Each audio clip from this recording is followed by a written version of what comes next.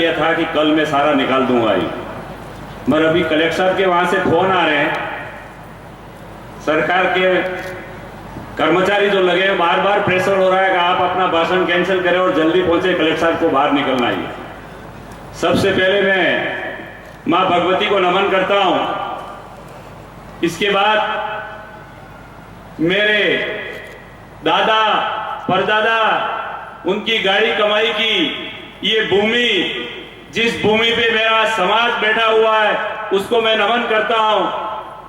इसके बाद मेरी मातृशक्ति को नमन करता हूं। मेरे इस पूरे डूंगरपुर दूर दराज से पधारे हुए बुजुर्ग, पिता तुल्य युवा साथियों, पत्रकार बंधु, प्रशासन के सभी अधिकारियों, आप सबका मैं तहे दिल से स्वागत और अभिनंदन करता हूं। आगे हमें बार बार कहा जाता है अब तक नहीं हुआ, आज क्यों हुआ।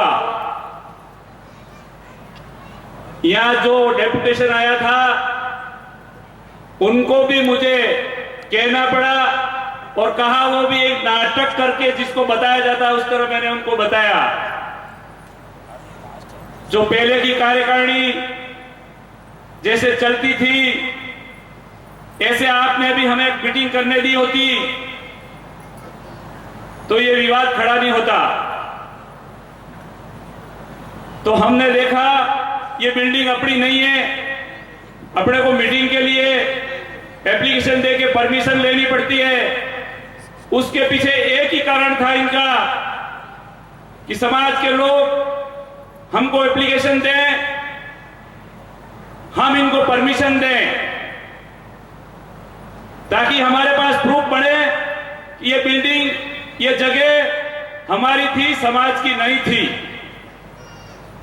हमारी भी भूल रही जब हमने फर्स्ट कार्यकारिणी का विस्तार करने के लिए बैठक बुलाई, महामंत्री जी को कहा वार्डन साहब को फोन करो, तो उन्होंने कहा एप्लीकेशन, तो हमने एप्लीकेशन लिख के दे दी। ऐसा एक दो बार हुआ।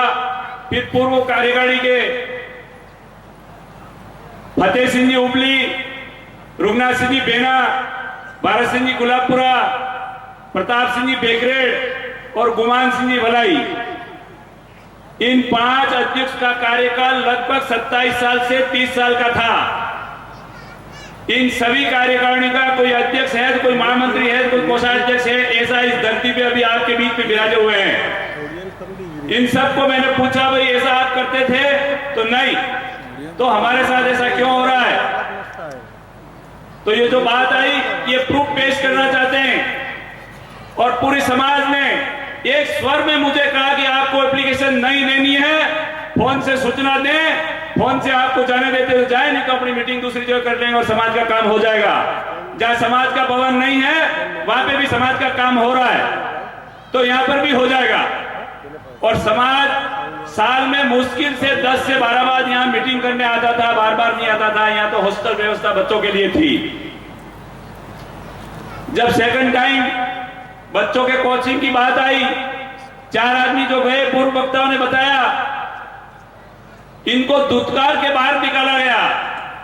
एक रिटायर्ड पुलिस अधिकारी जो गांव के ठाकुर साहब हैं, लखवान सिंह जी छेला,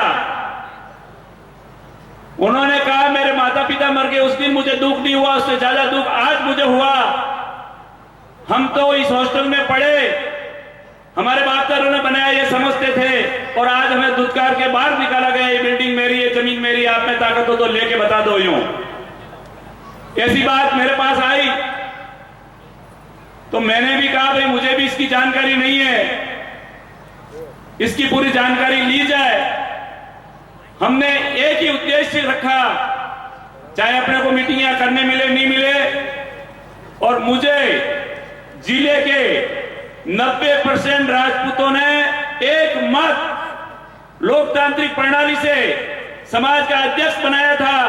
तो मुझे उस एहसान को उतारने के लिए रात दिन मेहनत करनी है अपने सबको मिलके, और इसके सारे के सारे प्रूफ जब तक अपने हाथ में नहीं आते तब तक कोई गलत कदम अपन नहीं उठाएंगे। मां जगदम्बा ने हमें सद्बुद्धि दी, समाज की हमें शक्ति थी, तो हमने सर्वप्रथम सबसे पहले 1908 से लगा के आज दिन तक के पेपर हमने कलेक्ट किए, मान लो आप। इसके बाद हमने एक मीटिंग रखी जिसमें हमने 9 तारीख, तो आज अपन बैठे उसी 9 तारीख को यहां मीटिंग रखी जाएगी, ये तय किया था। जब हमने सारे कागज प्राप्त कर लिए, हमने गवर्नमेंट डिपार्टमेंट में गतिविधियां समाज के लिए चालू की, तब उनको जानकारी मिली तो उन्होंने हर डिपार्टमेंट में जाके ऑब्जेक्शन लगाने की कोशिश की। मगर हम जहां भी गए सर्टिफाइड कॉपी ली और आगे लिखवा दिया कि इसके आगे आगे ना कागज किसी को दिया जाएगा और ना उसके अंदर फाइल करने के लिए कोई कागज लगाया जाएगा। हमारे बाद में कई जगह पे कागजों को फाइल करने के लिए गए, मगर अधिकारियों ने, कर्मचारियों ने ना कह दिया, भैया हमने उस फाइल की फोटोकॉपी आपके समाज को दे दी है, अब कोई कागज इसके अंदर नहीं लग सकता है। इसलिए मैं विश्वास दिलाता हूं आपको कि अपन कागज में इतने ठोस हैं, चाहे सुप्रीम कोर्ट जाएंगे तो भी अपन जीत के आएंगे, ये मैं विश्वास दिलाता हूं आपको। और हम समाज के लिए कर रहे हैं, हमारा व्यक्तिगत कोई स्वार्थ नहीं है। और एक घोषणा दूसरी भी करता हूं मैं, हमने जो कह दिया समाज की कमेटी बनेगी, उसके अंदर इस हॉस्टल के लिए जो भी अग्रिम पंक्ति में आज 30 तारीख से यहाँ बैठे हैं, उसमें से एक भी आदमी उस कमेटी में नहीं रहेगा। जिले से वरिष्ठ लोग जो हैं, शिक्षा को चला सकते जो लोग हैं, ऐसे लोगों की कमेटी बनाई जाए। यहाँ भैंसे चराने, भेड़ चराने के लिए बालकों को भर्ती नहीं करना है। आगे इस हॉस्टल की जो परिस्थितियां वो भी आपको बता दी गई हैं। जो बच्चा यहाँ आया वो खुल के नहीं बोल सका। जो इस हॉस्टल के कर्मचारी जो लगाए हैं, 2 चौकीदार, 1 वार्डन, 2 रसोइये, 1 स्वीपर और 1 इस गार्डन के लिए, ये कुल मिला के 7 आदमियों की तनख्वाह यहां से दी जाती है। और बच्चे कितने पढ़ रहे हैं? मात्र 14। एक बच्चे के पीछे दो बच्चों के पीछे 1 कर्मचारी लगा, यूं मान लो। यही 7 कर्मचारी 100 बच्चों की पढ़ाई यहां करवा सकते हैं और 100 बच्चों की सेवा दे सकते हैं। किसी जमाने में यहाँ 65 बच्चे पढ़ते थे, वो नौकरी करके आज रिटायर्ड होगी, इस पंडाल में बैठे हैं, वो भी कहते थे कि हमारे 1 रसोइया था और सारा काम हो जाता था। यूं आज 14 बच्चों के बीच में 7 कर्मचारी लगाए हुए हैं। वो किसका नुकसान हो रहा है? समाज का हो रहा है। आपके सामने ये जो बिल्डिंग दिख रही है, इसमें स्कूल चलती थी, 21,000 रुपया महीने का किराया आता था।